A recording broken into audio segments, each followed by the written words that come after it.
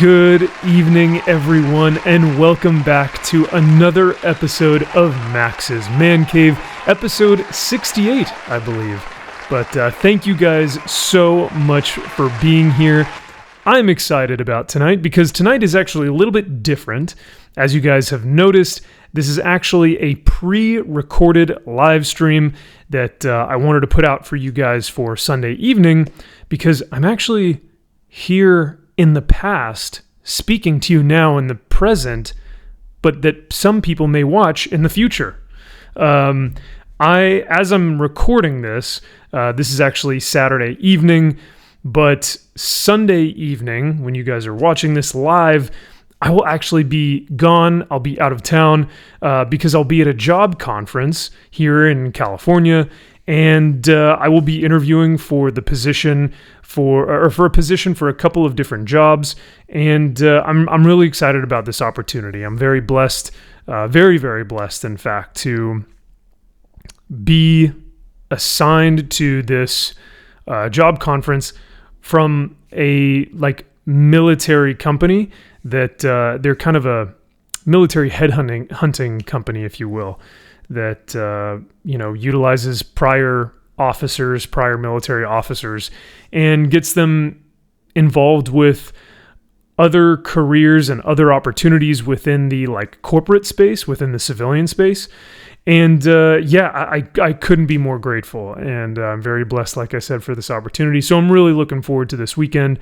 But with all that being said, the next 2 days I'm going to be at this conference, and so I was like, well, I can't miss a Max's Man Cave, so I figured why not do something a little bit different? Why not do something a little bit kind of fun, and still publish a video on the same time and same place here that we'd normally do Max's Man Cave, but we'll just do it a little bit differently tonight. So, with all that being said, let's get some music in here. Hopefully you guys can hear that. But I just wanted to go over some of the things that I've been thinking about this past week, or past maybe 2 weeks. Some of the things that I've been collecting, some of the things I've been reading, and this will just kind of be a quick life update and just a fun opportunity to get to tell you guys what's been going on with me and some topics that I've been finding really interesting as of late. And the first one being my obsession with this book right here. So this is Defenders of the West by Raymond Ibrahim. I believe that's how you say his last name. Ibrahim, yeah.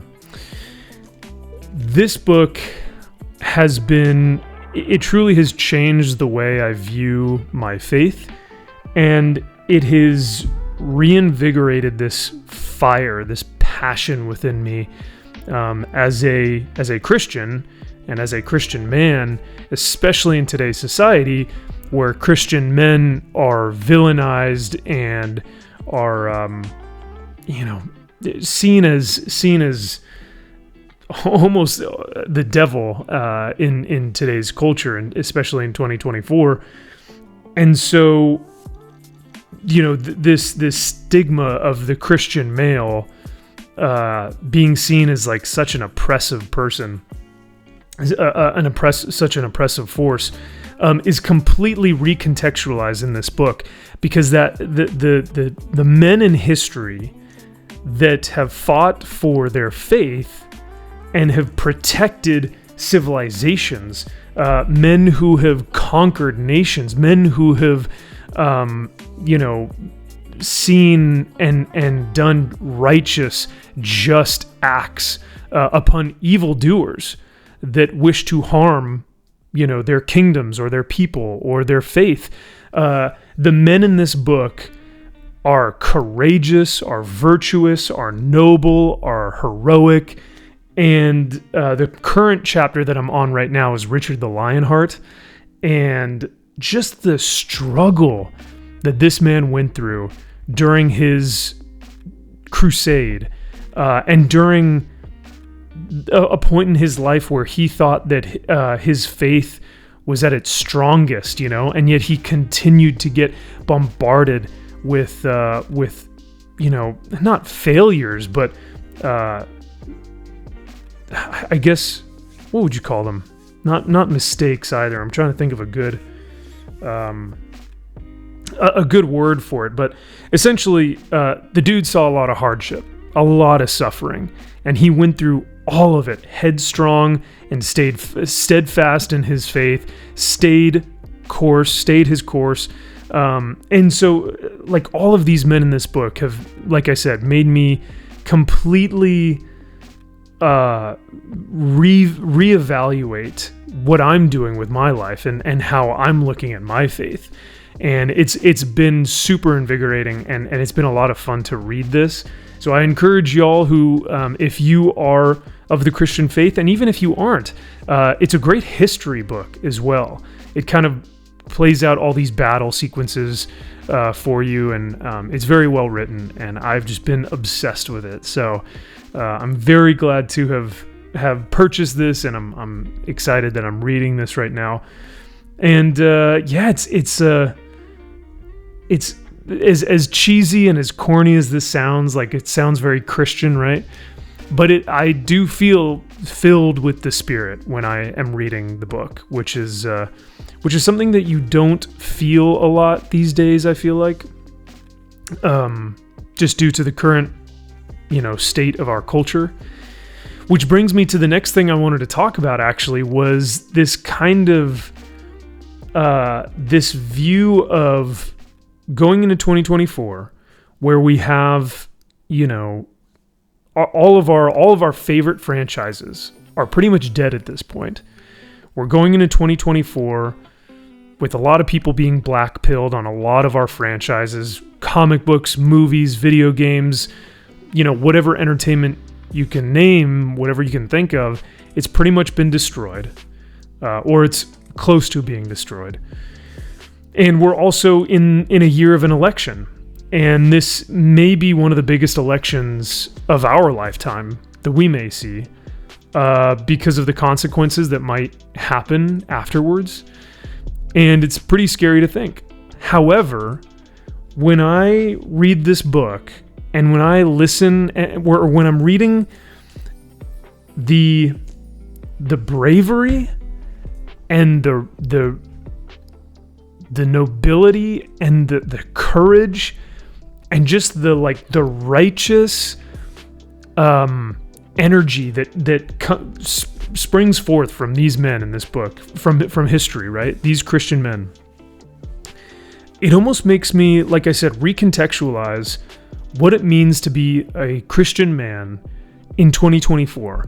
Because at first, when I was looking at it, I was thinking, man, I'm a little nervous. It's pretty scary to think about another election with these two people that are so divisive, that are complete opposites, right?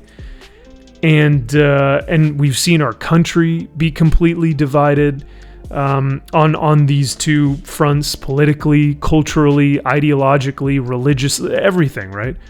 Personally. And I was like, man, this seems I'm a little scared. I'm a little worried. I'm a little nervous. But then I read this book with these men that have accomplished such great things through the Lord. And now my view is completely changed. Now I'm like, no. This is an opportunity for Christian men to show their value, to show their true worth. Because whatever happens, during this election year, whatever battle we are about to face, it is nothing compared to what these men had to face, right? It is absolutely nothing. It is minuscule in the grand scheme of history, of the battles that have been fought and won by previous men of the Christian faith. And so, to me, I'm now like, oh my God. I should be at the strongest point in my faith right now, going into 2024. I need to cultivate that type of strength and courage and nobility and virtue and honor, because we're going to need it. We are going to need it. And so it's almost like a call to arms to be like, Christian men, this is our moment to show others just how uplifting we can be, just how supportive, just how, we can be motivators and leaders and people who are encouraging others during a time where people are going to be at their worst, at their most divided, at their most angry and divisive and hate-filled and everything, right? And so for me, like just talking about it, I'm like, no, this is not a moment for me to be scared or worried or nervous or upset. This is an opportunity for me to be invigorated and go, all right, let's go. Let's pick up our armor of God, and let's go out into these places, into these spaces, and show people the light of God, right? And to because that is our purpose. I feel like as Christian men is to hopefully bring about the kingdom of God here on earth as it is in heaven. And we are imperfect, and though we don't always do that in a perfect way, we can at least try to do so. And I think for a lot of Christian men, they have been villainized, and they have been oppressed, and they have been called, the worst of the worst. And so they have hidden themselves, and they have slunk, back into their shells, into their homes, into their whatever. And they have said, you know what, maybe we shouldn't, let's take it easy. Let's, and I don't know if that's the right stance at this point. I think if anything, we should be more bold than ever, and staying true to our faith and our virtues and our practices, and showing others that it doesn't come from a place of, bigotry. It comes from a place of compassion and understanding and patience and kindness and love, but also truth. Because I don't think that justice, true biblical justice, can have one or the other. You have to have righteousness and truth, compassion and truth. It's not only truth, or it's not only compassion. I think you have to have a little bit of both. So with all that being said, this book has just got me fired up. And I'm not even like halfway through. I'm just, like I said, I think I'm on chapter 3, which is Richard the Lionheart. And I'm like, let's go. Where is my trusty steed? Where's my sword and shield? Huzzah! Let's go into battle. I mean, it is so much fun to read this book, man, and it just it really makes you think, and also just to listen to this historical context of some of these great men in history, and look at your legacy and say, man, this is our legacy as men. These are men who came before us, great men who are imperfect, who have made mistakes.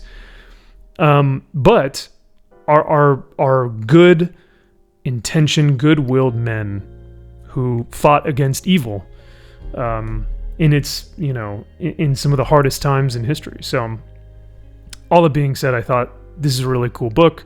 Why not share it with you guys and share some of my thoughts? On that topic, on nobility and knighthood and warriors of the faith, I've got some Warhammer models that I just bought, which I should not be spending this much money, and yet, Games Workshop, they always do it. They always manage to do it. That is Warhammer: The Old World, the Bretonnian Kingdom. The Fantasy Battles in the World of Legend, Kingdom of Bretonnia edition.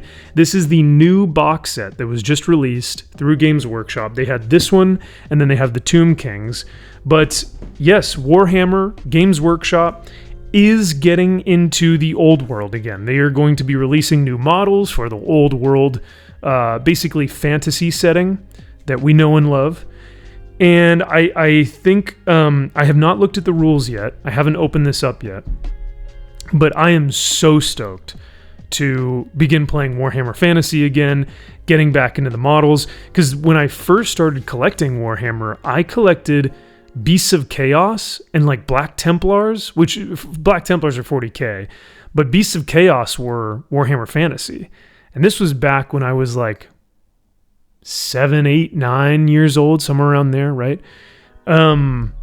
So it's very cool to go back into the time capsule, and because I mean, come on, we all know that Games Workshop is really hitting the nostalgia button with a lot of us, bringing back the old world.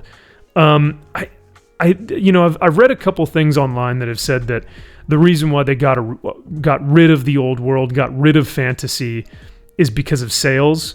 I can believe that. I also think that it was probably a difficult. It was a barrier of entry for the fantasy setting because the rules were very difficult. There were a lot of veterans that were already in the hobby, and so Warhammer 40k seemed to be its poster child. Like Space Marines are very marketable, and so you can make a lot of sales with Space Marines. And with Warhammer Fantasy, I don't know if that had the same type of marketability. So I think they may have gotten rid of it because of sales, but I don't know. That could be speculation. That could be just what I read. I really don't know for sure, and I am not the authority on this whatsoever. But I am very excited to get back into the Warhammer Fantasy setting, the old world, because my old army was Chaos. It was Beasts of Chaos, and it was the armies of Chaos. So it was these like black knights on dragons and horses and stuff. So now, as I'm an old man, as I'm 30 years old now, getting back into the fantasy setting, I'm like, you know what? No chaos. What is this chaos nonsense? I've been reading The Defenders of the West. I've been, watching Lord of the Rings. This is a perfect time to collect the Bretonnian army who, like, their tagline is like, honor, duty, nobility, like they are so, their lore is so entrenched in the old chivalric chivalry and chivalric ways. Is that a word? Sure, we'll go with it. But yeah, they're very chivalrous, and that's kind of their lore, is the old knights of medieval times, But here's kind of what comes in the box. And I could not be more excited for this bad boy. And of course, as always, like Games Workshop does a beautiful job with the artwork. Yeah, like the cover art for this thing is just glorious. Glorious! So I very much look forward to putting these guys together, starting my Bretonnian army, and hopefully getting them on the tabletop, because I think it'd be pretty fun to start playing fantasy, because it seems like a really fun game, especially because I think they've streamlined it a little bit. So looking forward to that. So that's the second topic for this evening. The next thing I wanted to talk about, and I showed this on Friday night's show, so if you guys watch the weekly comic wrap-up on Friday evenings, you'll see that I kind of showed off this comic book right here. Sorry if there's a pretty bad glare, but this is, speaking of Warhammer, this is Marvel's Marneus Calgar, issue number 4. Beautiful cover of a Space Marine being born, essentially. His having his armor being put onto his body by the servitors and, by the mechs of the Warhammer universe. And so that comic, I thought was pretty cool. I thought the artwork of that cover was pretty beautiful. And then I realized, this is a James Stokoe cover, which is James Stokoe is a brilliant artist who's done works like Orphan and the Five Beasts. He's also done a brilliant Aliens book. I think it was called Dead Orbit. And so James Stokoe is a fantastic artist. And one day I was perusing the interwebs, looking for Warhammer artwork, and came across the original artwork for this cover. So the original penciled and inked artwork for this cover by James Stokoe, and I realized that it was for sale. So you can imagine my surprise when I also saw the price tag, and I said, you know what, I gotta have it. I gotta have it. So I ended up purchasing the original art and having it framed. So the packaging is still on here, so don't mind the little saran wrap here. But yeah, actually having it framed and packaged here. And I could not be more happy with this. I am extremely blessed. This is a beautiful piece. And I can say now that I own an official, licensed, published Warhammer piece of art and Marvel art. So like a two for one, killing two birds with one stone. So very, very blessed and honored to own that, and I'm very thankful, that I was able to find it and purchase it when I did. I think original art, especially within the comic book world, is a good investment, and I hope that, because we've been seeing comic books go kind of plummet right now because our economy is not that great. Everything is overpriced, especially here in California. So when you look at comic books, the return on the secondary market for comic books is not that great. But then you also look at like statues, like all the statues behind me, and you guys are thinking, man, well, those probably sell on the secondary market for like way more than you bought them for. Not the case either. Statues are decreasing in value. But the one thing that I have seen that tends to hold its value over time more than anything is comic book original art. And depending on what it is, it actually kind of gets increasingly higher in price on the secondary, as you sell it down the line over the years. So I can't say that for every piece of original art. There's an exception to the rule, of course, but for the most part, I think it's a fairly good investment. So, like I said, that's why I'm happy to have this piece. I think it's super meaningful to me too, because I think most people would see that cover and go, "Oh, what is that? A stormtrooper or something?" But for Warhammer fanatics and enthusiasts, excuse me, they know what that is. They see it immediately and they go, "That's a Space Marine. That's pretty cool." So, all that being said, very glad to have that, and I wanted to show that off to you guys. And I will hopefully one of these days. I would like to make a video posting about it because there is also, and I wonder. I don't know if I'll be able to put it in this video or not. If I am able to put it in here, you guys are probably watching it right now. But the intricacies of this piece of art, the detail in every single pen stroke, the amount of passion and hard work and creativity that went into each little cross-hatching, shading, every detail, every musculature, every piece of musculature on the body, it's just impeccable, the amount of detail on this thing. So if you guys are able to see that, if I'm able to post the video here on this stream, you guys will be seeing that right now. But if not, like I said, I will hopefully make a video here sometime soon when I get back from this job conference. Let's see, the last thing that I wanted to talk about that I thought was kind of a cool opportunity that I wanted to share with you guys was there was a veterans event that went on, that was put on through my school, through the university that I'm currently going to. And it was just kind of a, hey, meet and greet. They had a couple vendors lining the hallways and everything. And one of the vendors, so I went to the event, and I specifically went because I saw one of the vendors, and I thought that this was a really cool opportunity, and I was going to check with y'all who are watching and, ask some of the viewers and see if you guys have ever done something like this. But the vendor was promoting equine therapy. So that is like equine, that's horses.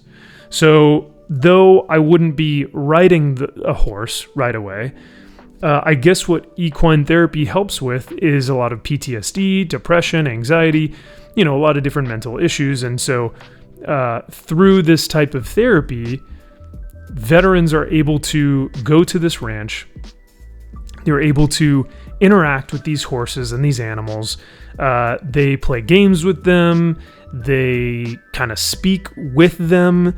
They're able to clean them, brush them, feed them, what have you, right? And it gives a lot of these vets a sense of purpose, a sense of like discipline that they go, every week, on this day at this time, I'm going to go feed that horse, and I'm going to clean it, and I'm going to play games with it, and I'm going to, we're going to talk to the therapist while we're doing all this stuff. So I don't know all the ins and outs of it, but for the most part, I think to begin, you do 2 months of this every week, once a week for 2 months, and see if this is something that you want to continue. And I thought, what a cool opportunity. Like, seriously, what an amazing opportunity that I would love to take advantage of through the VA, and that I would love to utilize. And like, what a blessing to, be offered something like this through my military background. So I think I'm going to do it. I signed up for, some classes. So I'm going to speak with the individual who is, putting on the therapy and has the ranch and everything. So I'm looking forward to it. And I will report back to you guys once I've, completed a couple of sessions. But ultimately what I'd love to do is I really love to learn how to ride horses, because I don't think it's just something that you just, I'm going to ride a horse today. I think you actually have to be trained and be very good at understanding horses and knowing how to control horses and ride horses and stuff. And I just think it's an art, it's a sport, and I would love to get involved with that. I think that would be such a cool. I've been saying cool a lot, but it really is cool. So I think it would be just a beautiful opportunity to interact with nature, interact with these animals that are just magnificent. You know what I mean? Like, these are God's creatures. Like, horses just, I don't know, man. They are just so incredibly beautiful, and yet also frightening. Like a wild horse can, like a wild Mustang, could kill you. You know what I mean? Like, that thing rears up and hits you in the face with one of its hooves, you are donezo, right? So these immensely powerful creatures, yet that are so beautiful and majestic. Man, that just sounds like an amazing opportunity.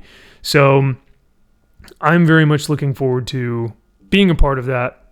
Hopefully, continuing that and seeing where it leads, seeing what its natural progression can be, whether that be continuing therapy, with equine therapy, or continuing, and maybe leaving the therapy realm, but going more towards a sport, like athletic realm, and like learning how to actually ride. Because I think that would be really fun to, like, on the weekends, go to the ranch, see the horse, hop on, go for a ride, like in the mountains, or go for a hike with one of these horses. Like, I don't know, man, that just seems like a very, very beautiful and majestic thing to do, especially because so much of what our job here on YouTube is like, sometimes you need to just go out and touch grass. Like, we get bombarded with just the stupidest bullshit all day long on Twitter, on Instagram, on Facebook, on all these different platforms. And it's really important, I think, to get outside of your comfort zone, to like go out and go do things with either other people or go do things by yourself, but in nature. or go do things with animals. So why not, do something like this? So I'm looking forward to it. I'm excited for it, and I think it'll be a great opportunity. But that kind of brings me to my conclusion, and that's perfect because this is right around 30 minutes. That's all I wanted to do tonight, was just a quick in and out, just to hang out with you guys for a little bit, and I hope that y'all enjoyed this. I'm sorry that I can't bring a full, live Max's Man Cave to y'all tonight, but this was the next best thing that I thought of, that I could record something for you guys, have it be kind of a little podcast show, live recording, preview, whatever you want to call it, so that I didn't miss a weekend for a Max's Man Cave. So, but with all that being said, thank you all so much for your constant support. We've been getting a ton of new subscribers. We hit 4,000 subscribers. That is so rad. So thank you all for your massive support. Thank you for all the new members who've been signing up recently. We've been doing a lot more member exclusive content behind the scenes. I shouldn't call it content. Member exclusive entertainment behind the scenes. Like Friday evening, we spent an extra 2 hours hanging out, watching funny videos and reading comics. And the members get to see that kind of stuff. So that's a lot of fun for me. And I hope that the members get something out of that as well. So I am very grateful for all your constant support. And hopefully you guys enjoyed this episode of Max's Man Cave. Like I said, it's a little bit different, but hey, I had to do something because I'm currently not here. I'm currently away somewhere. So, yeah. Well, with all that being said, I'm going to take off. You guys enjoy the rest of your Sunday. Reject modernity and embrace your legacy. Especially embrace the legacy of the Defenders of the West. Once again, another great book that I highly, highly recommend for everyone. So, thank you again. Love you guys. Have a great weekend, and I'll talk to you all soon.